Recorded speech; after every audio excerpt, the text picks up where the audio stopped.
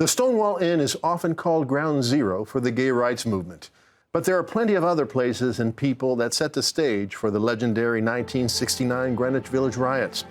Many of the struggles preceding the uprising are at the center of the groundbreaking 1984 documentary, Before Stonewall, The Making of a Gay and Lesbian Community.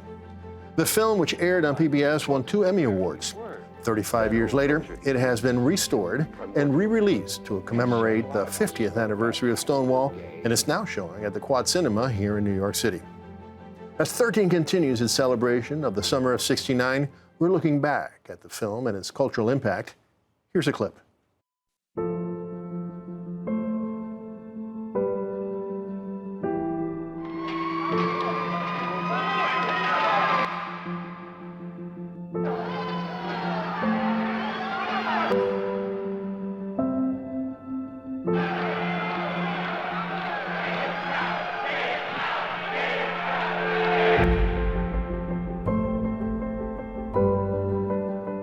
Fantastic effort that went on for a lot of the gay freedoms we have, and a lot of it did get going before Stonewall. People quite often ask, well, what was special about that night, Friday, June 27th, 1969?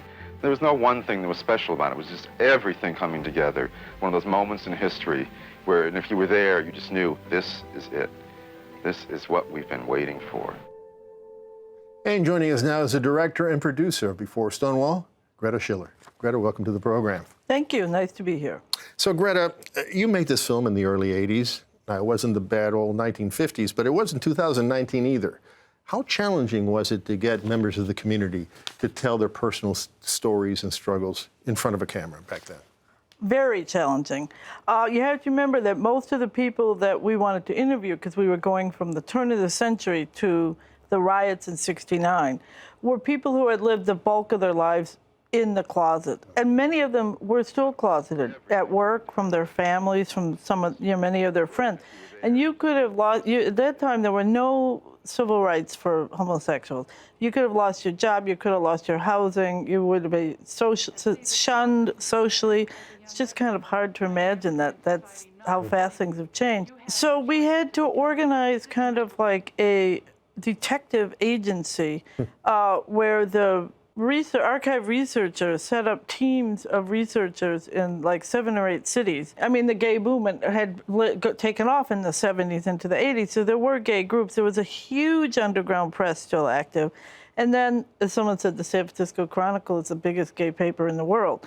So we would put ads and press releases saying we were doing this film, we were looking for people who we could talk to about their lives, and then we would do pre-interviews, and then often we would visit someone at their home, and we would want to look at their home movies or their personal scrapbooks, and they're like, "What? That's that's not history." Wow.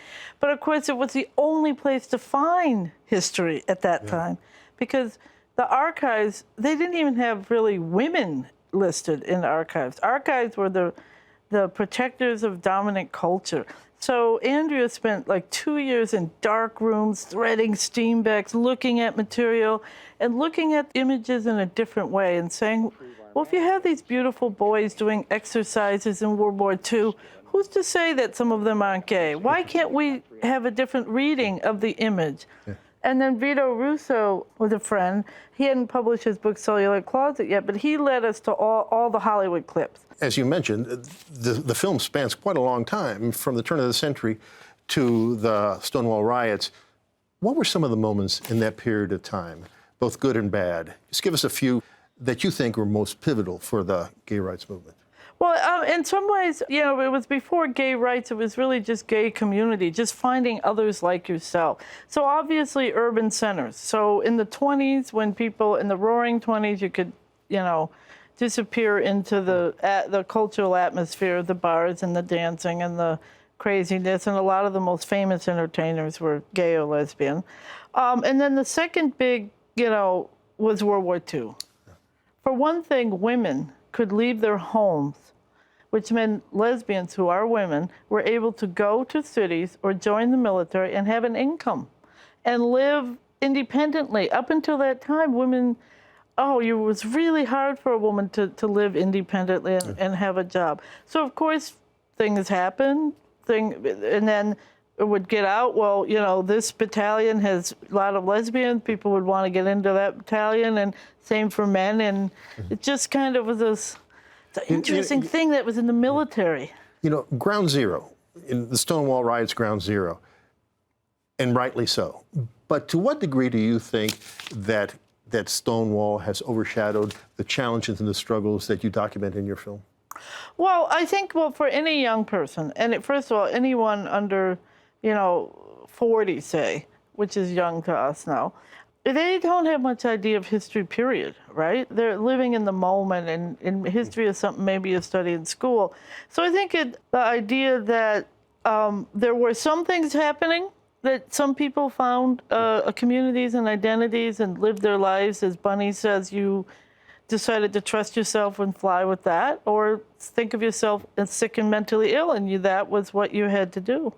Well, there's so much more to talk about, but unfortunately we're all out of time. It's a wonderful film, and I'm so glad it's being re-released and people can see it now. Thank you so much. It was really fun. Thank you, Greta. And for more information on Before Stonewall from First Run Features, you can head over to our website at metrofocus.org.